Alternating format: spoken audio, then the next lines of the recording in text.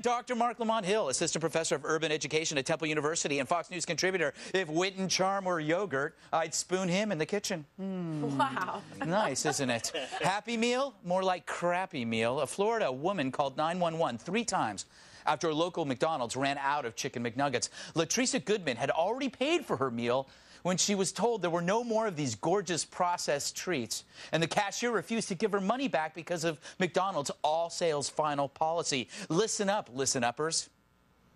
911, do you need police, fire, and ambulance? Police. Where? Okay, to McDonald's on Delaware. What's going on there? I ordered a 10-piece chicken nugget with a small fry, and she said that they didn't have any chicken nuggets. And so I told her I want a McDouble and a small fry, and she told me I would have to pick anything else off the menu because she can't refund me the difference out of the meal. And I told her to just give me all my money back, and she said that she can't give me my money back either. I have to pick something. There's no manager there? Ma'am. You already spoke with the manager? She says she are the manager. Outrage. When Fort Myers police arrived, they didn't agree with Goodman's assertions that this was an emergency and cited the poor woman for misuse of the 911 system. Here's Goodman, though, explaining her logic. So I got on my phone and told them I'm finna call the police because, you know, with my rights and by law, I know I don't have the right to handle matters in my own hand. And if I would have handled matters in my own hand, then I would have been in trouble, which I wanted to handle matters in my own hand. What did you want to do? I wanted to jump across that counter, but I understand it's not her fault. She's just doing her job. And so that's why I was young. She wouldn't give me my money back. That's why I was a young lady and called the police. I think she's a hero. Kimberly, you're as familiar with the law as I am familiar with McDonald's. The cashier claimed that she was the manager, therefore all the consumer could do is to plead for her case. When she said no, what else she had to call the police. Yeah, everybody says they were the manager at McDonald's, okay? So give me a break. Here's the problem. They didn't know how to do the refund on the register. So she's like, all sales are final, and I think this woman has a point. Should she have called 911? No, she should move to New York and dial 311. That's what we have here in New York for any of your problems like this. Kimberly, that's a pretty expensive suggestion just for a Big Mac to move to another state. Can you imagine? You know, if you want a McDouble and you want the McNuggets, you got to come. Dr. Hill, even if she shouldn't, okay, let's say she shouldn't have called 911. Her frustration let's say that. Let's say she shouldn't. But see, I think she should. But her frustration is pretty understandable. She paid for something and she didn't get it. That's not un-American. Yeah. I can't believe we're entertaining this story. First of all, it's not true, right? This did not happen. First, no black person ever looks for law enforcement under any circumstances, right? That's the truth. I have an Ivy League PhD, and I run from the police when I see them coming. But that's because you stole that PhD. That's true. I won in a dice game, fair and square. But no, I mean, even if it's true, which it's not, right? I mean, what kind of operator actually entertains? She's like, well, did you talk to the manager? Did you look for some more fries in the back? I mean, that's the dumbest thing I've ever. Somebody's being in an alley right now because she's taking this call from this crazy person. It is so true. Why couldn't it just be raped? Why did he have to get so specific? Rape is enough. I think that was rape is enough. It was directed at you, Bill. That's why. Hey, Matt. Matt, according to the police report, Goodman said this was an emergency. If I would have known that they didn't have McNuggets, I wouldn't have given them any money. And now I want a McDouble, and they don't have one. It's an emergency, she's saying. Do you agree? Yeah, well, how does McDonald's run out of deep-fried anything? Take your shoe off, put it in the fryer, tell it it's McNuggets. It's going to taste delicious. Anybody will eat it. That is true. As far as McDonald's is Chuck concerned. Taylors are surprisingly chewy, Greg, as well as the shoe. Bill, the weird thing is you can't even afford chicken McNuggets, and they're fairly cheap. What would you have done if you were this woman?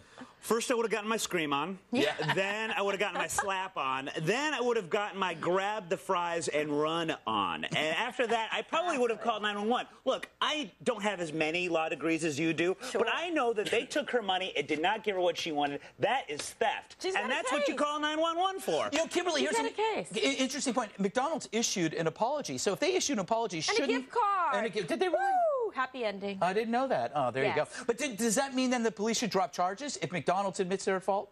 Absolutely not. Here's the beauty of it. This is such an expensive venture for her because the citation and the fine is way more than the McDouble, the McNuggets, the milkshake, any of them, all the above off the menu. McNuggets? I've never had McNuggets. Like fried nipples or something? Yes. What is that? McNuggets sounds like part of the body I don't want to eat. But the real winner, the real winner in this, though, is McDonald's. Yes. Free press. Yeah. Because, wait, free press, but look at this. This is the best advertising they could ever have. Their food is so good that if you can't get it, it's an emergency. That is the true. The police need to be involved. I wish my fans I'll were just that ask loyal. what the rest of us are thinking. Latrice, are you single? Because this is my kind of woman. She knows what she wants and she goes for it. It is true, though. I mean, if I can't get McDonald's when I want it, I will call the cops. I love that food. Yeah. It's the greatest food in the world. All right, from stuffing your face to washing your brain. He's like Nancy Drew, if Nancy Drew were a black man who gave great speeches. Children's books devoted to the Messiah, Barack Obama, are growing faster than Madonna's gray armpit hair, making some wonder if America's publishers are trying to create a prepubescent army of change-moaning Obamatrons. The political blog Wonkette.com thinks so, as it reports on the huge influx of youth-oriented Barack biographies filling up bookstores the nation's over. And they spoke to conservative publisher Roger Kimball, not seen there, who says, quote, these biographies are vomiting forth of a certain species of politically correct sentimentality that has penetrated every nook and cranny of the culture. I always think of English muffins when I hear nook and cranny. Vomiting forth, though? This guy took a creative writing class. He certainly did. He took a creative writing class. Professor, I understand the historical significance of Obama's election, and it's a story that is indeed worth telling. Isn't that great how I said that? But it should be illegal. No. But how can these books tell that? That great? But how can these books tell this great story without also selling a political ideology to kids? Well, it is selling a political ideology, but the fact of the matter is all narratives sell the same thing. We talk about George Washington cutting down cherry cheese. That's all a lie. What's the guy's name? The guy with the beard from Lincoln? Illinois. Yes, yes, the white guy. Abraham Lincoln had sex with men, right? He was gay, right? Really? Yes.